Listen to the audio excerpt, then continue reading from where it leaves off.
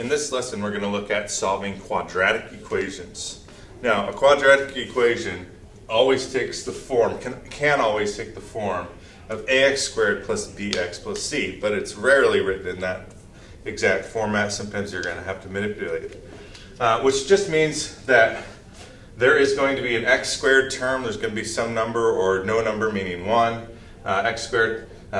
Sometimes, but not always, there's a term with just x. Sometimes, but not always, there's another number in there, but there's always an x squared term. Never an x cubed or other power term. This is kind of the flow. And how you solve these will depend on what kind of quadratic it is. It's actually possible to do them all with one sort of method, but that method is much more complicated on some problems than it needs to be. So really there's going to be two primary methods that we're going to use for the final in this course. One is just solving a simple square root problem, and the other is solving by factoring. And so here's how it goes. The first thing that we're going to look at on the first step is there a term that just has x? So no power on it, just something x. So here I have 3x, but up here I don't have anything that is x. Well, that term, if there's no x, that means that b is 0. So if b is 0, we're going to do something different than if b is not 0. So in this case, we're going to use one strategy, and in this case, we're going to use a different one. So here's how it goes. If b equals 0, isolate the variable, just like you're used to in algebra. So I'll show you how that works here. Here there's no b, meaning there's no term, just x. So I'm going to get x squared by itself. Well, how do I do that? Well, this is what we've done 1,000 times. You add 16 to both sides. So I get x squared is equal to 25. Okay? So that would be the first step here. But if b is not equal to 0, in this case, there's a different process. You want to set one side equal to 0. In essence, you want it to look something like this. Ax squared plus bx plus c equals 0. So in this case, I'm going to go ahead and rather than using this idea of adding, you can use another idea. You could subtract 2x squared, but there's another idea. You can actually kind of throw stuff over to the other side of an equation. And if it's positive on the right side, well then it has to be negative on the left side. So negative 2x squared. I'm going to rearrange these two. They're on the same side of the equation, so I don't need to change their sign. Both are still positive. Equals, now there's nothing left over here, so there's a 0. So again, you could do the same sort of process here of subtracting and doing all that kind of stuff, both sides. But there's a shortcut, because if something's positive on one side of the equation, it's negative on the other side, and vice versa. So there we go. I just changed this equation in green into the standard form that you see up there. Okay, so I've set them both up. If b is equal to 0, I isolated the variable. If b is not equal to 0, in this case, I set one side equal to 0.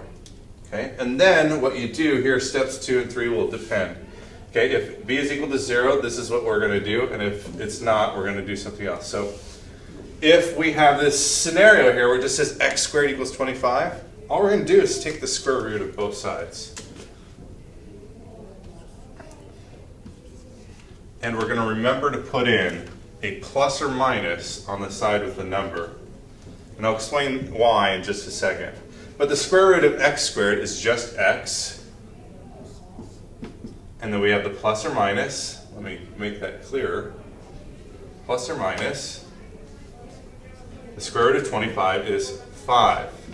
And that is our answer to this problem. X is equal to plus or minus 5. And the reason why we put the plus or minus is because in here in purple, it's asking us what number, x we don't know, what number, if you were to square it, you would get 25. Well, there are actually two numbers that would do that. If you square 5, you get 25. And if you square negative 5, negative 5 times negative 5 is also 25. So that's the reason for the plus or minus, so that we don't miss any legitimate answers. Now down here, it's a different method. There's no square rooting involved. What you're going to do is factor and set each factor to 0. So this is just going to be, I'm going to go through this really quickly. If you don't remember factoring, go back to the factoring lesson in the videos. So here's how it goes again. So I'm going to take and figure out what's each of these a, b, and c's. A is negative 2, b is 3, c is 2. I'm going to multiply a times c. It's going to give me negative 4. I'm going to write out the numbers that multiply to negative 4. 1 and negative 4, 2 and negative 2. Well, one of these is going to have to add up to the middle number. But it doesn't quite work unless I change this to negative and positive. Then that plus that is 3, and that times that is negative 4. So these are the numbers I'm going to use. And again, I'm running through this quickly. If you don't understand what's going on, go back to the factoring lesson or ask me in class. So I'm going to take this equation here, negative 2x squared, but instead of writing 3x, I'm splitting it into these things. So it's negative 1x, or just negative x, and positive 4x, or just plus 4x. And then plus 2, and I can't forget I still have that equals 0 here. So I took this equation in purple, and I took the 3, and I split it into negative 1x and positive 4x, which is still the same there. And then the next step for factoring is to group. And when you group, always keep the sign that leads out in front. So here I have negative as a sign that leads, so I'm going to leave the negative and then ask, what's the greatest common factor? Well, it looks like the greatest common factor is x. X is the only thing that goes into both of those. And then now, when I go negative 2x squared and I'm dividing the negative x, it leaves positive 2x. And here's negative x. If I take negative x and divide it by itself, anything divided by itself is just 1 and positive 1, because a negative divided by negative is positive. Make sure you're keeping all those things straight as you're working. All right, the sign here in the middle is a plus. I'm going to keep that. I'm looking here. The greatest common factor looks to be 2. I'm going to go parentheses. Now if I take the 2 out of there, divide, I get 2x plus 1. And oh, by the way, never forget to keep writing that equals 0. Now you can see the 2x plus 1, 2x plus 1, those are the same in both parentheses, which means we did our job right. We can factor this. And so in one parentheses is 2x plus 1, and in the other is negative x plus 2. Negative x plus 2, and that equals 0. Okay, so I went ahead and factored, but the next thing I need to do is to take each factor equal to 0. And the reason why is this. We're taking this and we're multiplying it by this, and it equals 0. Well, if you have two numbers that multiply to make 0, one of them has to be 0.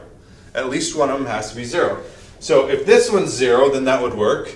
If this one is equal to 0, then that would work. So there are two potential answers. So I'm going to take each one, show you how this works. So there's one factor, and I'm going to go negative x plus 2 equals 0.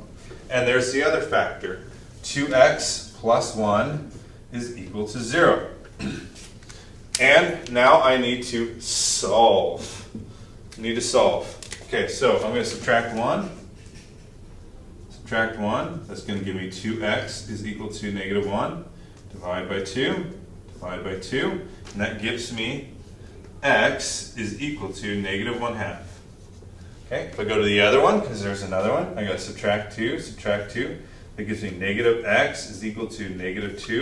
There's a number of ways of you thinking about this, but one way is if I multiply both sides by negative 1, it would change both sides. Negative 1 times that, negative 1 times that, and I would get x is equal to 2. Now, both of these are your answers. Just like this one has two answers, this one does as well. Although these ones don't seem to be as much related as those. So oftentimes when you're solving quadratics, you'll get two answers. There are occasions where none of this will work, or you'll take a square root of a negative, which is wrong. And so you have to say, there's no solution. Or, at least at this point, there's no solution. Wait till later. what could happen is that you'll get the same number twice. You'll get the same answer twice, and in that case, you only write it one time. If you get x equals 3 and x equals 3, you don't need to write it twice. You just need to write it once. But that is how you solve these types of quadratic equations.